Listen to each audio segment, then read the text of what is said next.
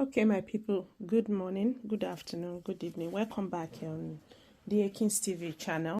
And this time around, we are talking about Ielts, and I will take you through how you can easily get your Band 9 in Ielts speaking test just in the next few minutes. I just want to make this a bite-sized training for everyone so that it will be easy for everyone to grasp, and then you'll be able to implement whatever tricks you learn here. So let's get going. You know that test will take you just 11 to 14 minutes or 12 to 14 minutes, depending on how well your examiner views what you are doing. So it's very much imperative that you get yourself prepared very well for this very test. Part 1, we've discussed about them. It's the getting to know you, or some simple things about you. Is like your everyday today activities, and that's what part 1 we focus on. The part 2 we focus on the individual long term, where you will have the cue card, you'll be given that question, and you would have time to jot your positions, what you think it's about the topic, the big topic in front of you in your cue card. And after you finish jotting down, they will collect the cue card from you. You'll be left with what you've jotted down. Your pen too will be collected from you. Then you speak what you want to say about the topic you've been given. There will actually be some pointers to what you can discuss in that part 2 of the speaking test, but you don't necessarily need to discuss those sub-points that they give you or the suggestions they give you. You can bring up your own idea, but just make sure you focus on the big topic and you discuss it very well. And that part, you may be taking about 3 to 4 minutes to complete that part, and then they will give you some follow-up questions.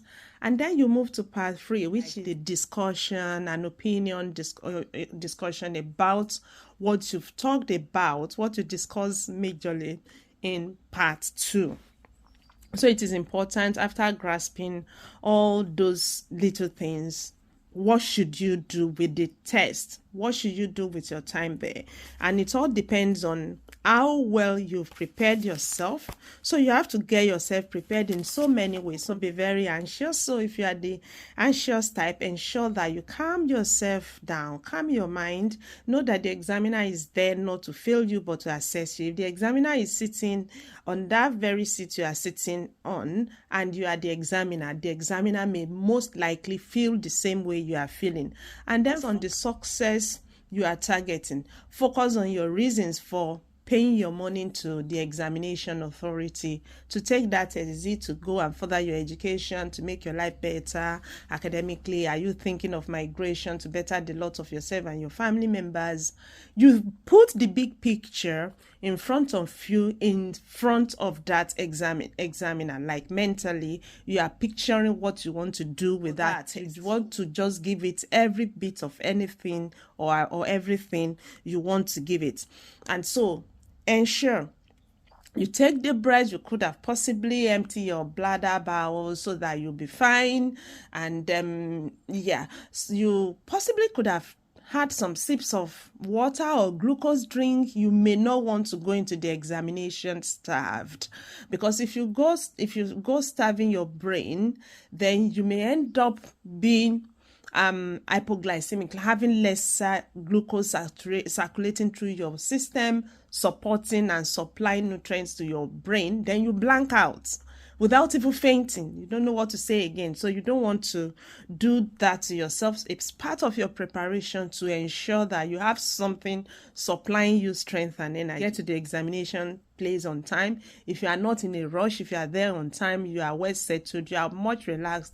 If information is going round, then you listen to the information, and you know how to go about your things. So you are not rushing yourself unnecessarily. Don't do anything that could jeopardize your calmness for that examination that very day. You've consistently familiarized yourself with the formats of this test and this module, this speaking module. So it's not that day alone that you now start to rush up and just brush things up. Even if you are the best in English speaking or whatsoever, you need to still familiarize yourself with the strategies, with the parts, with how to transition from places, from sentences to sentences. You need to get that done. You need to know what should not be done in the examination, or which you will not learn just grabbing a book that morning. I know some people are quite brilliant, but IELTS has gotten its own strategies, and so you have to go with the strategies so that you will be very, very fine. Then ensure you practice with focus. Practice your test with focus. Practice with a friend. Practice speak to the mirror. Practice speaking to your friends at work. Practice speaking to an instructor.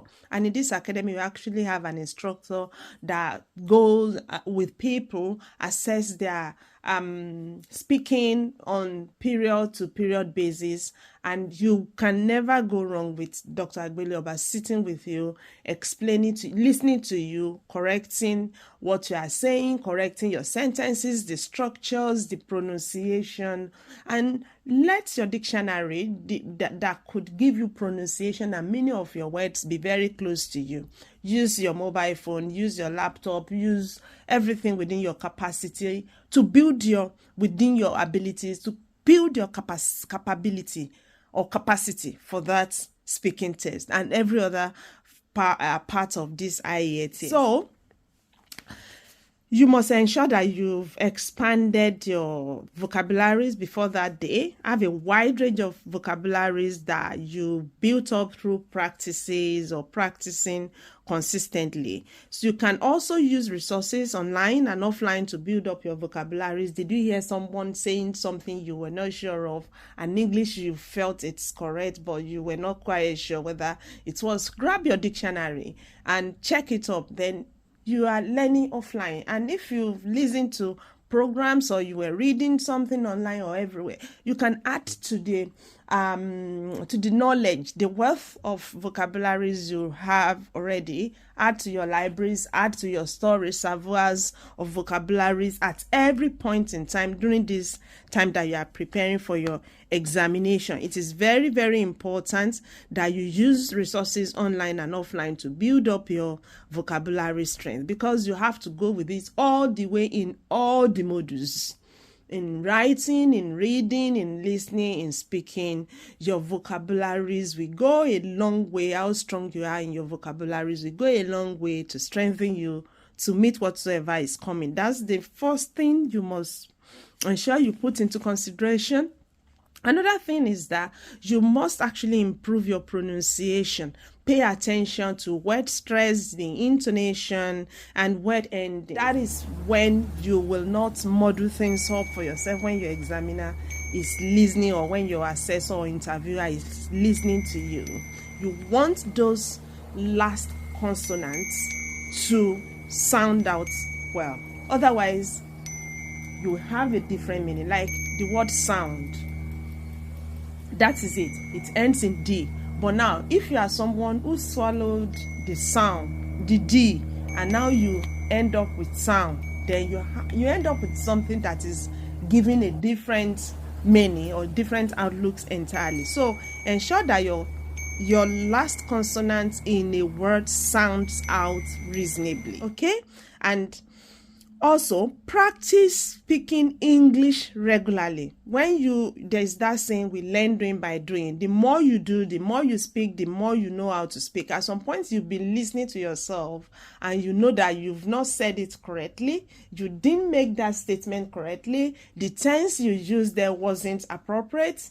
When you keep doing, but if you don't do, you may not know when you are not getting things or correctly. Very, very important. Right, get feedback from your instructor. Some people do suggest native speakers, but if you are not among native speakers, or native speakers sometimes too, they too have things they talk as slangs that may confuse you. Stay with great instructors like us, those of us that are handling this section here. It is very, very important to help you to build your English, and use your online dictionaries, to listen to pronunciation. Go on YouTube to learn pronunciation. It's going to help you very, very well. Then ensure your words are being pronounced with clarity and accuracy. You can't go wrong by pronouncing your words clearly. That will end up giving whoever is listening to you the impression that you know what you are actually talking about. Know when to stress words, know when to say advice, know when to say advice. Nouns, verbs, you learn more of those stresses and intonation when you are in class with Dr. Agbile. There are some words that we pronounce differently, and so please, your accent may not necessarily be assessed, but your pronunciation will be assessed. It is very, very important. We still talk more about this at some point. Then, ensure that you develop coherence and cohesion. Very important, because when your words are hanging together, it gives better meaning and gives better impression about you to your examiner than when your words are scattered everywhere and your examiner will need to be picking them from everywhere and bringing them together. That will make such a candidate appear unserious to the examiner. So you can hang your words together well with appropriate coherence and cohesive words and using them accurately and appropriately. We call them linking words. You know, where we hail from, most of us, we are very much used to and, but, because, and all those things, maybe also.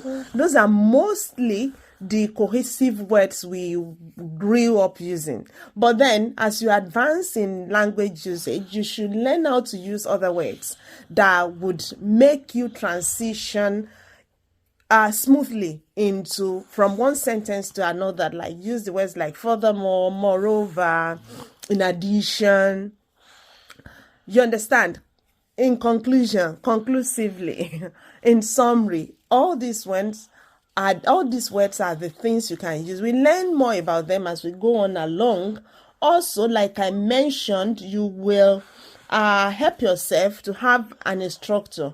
They'll be able to take you through a mock interview, which we do here. And we give you the time when that mock interview is going to take place, where we sit in the lab with our Honorable Dr. Agbile. So, you must be concise and relevant. You must attack the question. You must answer the question prompt. You must answer the question that you've been asked directly. So don't keep beating about the bush, because you have very limited time to put everything together. Face the question, not just going to be going around without facing what you've been asked. Of course, they might not really assess task achievement here, like in writing, but you still need to address what you've been asked. When it is in speaking, you might not have done that thing before. If you have appropriate vocabularies and you build your structures well and you face that question prompt, you will still be very, very fine. Use range of grammatical structures, ranges, your grammatical ranges and accuracies. Use range of grammatical structures, present tense, past tense, complex tense sentences. Use them, conditional clauses. Use them appropriately. And you can also use advanced grammar. Honestly, if you can conceptualize it, you can actually do it. You can use academic languages to boost your points. Use range of grammatical structures, like you'll be hearing words like healthcare industry, academic environment, political structures. Words like this that you join together as power words are called academic languages.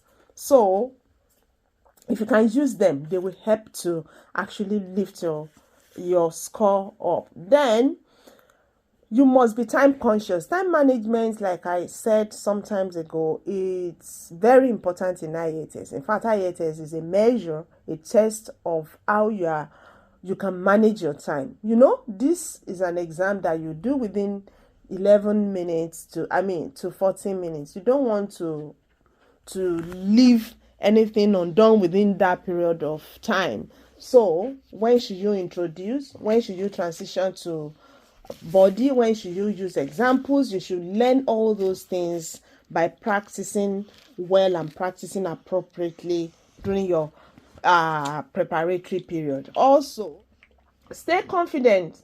Ensure you are relaxed. Ensure you are not jittery in the presence of your examination. I can't say this enough.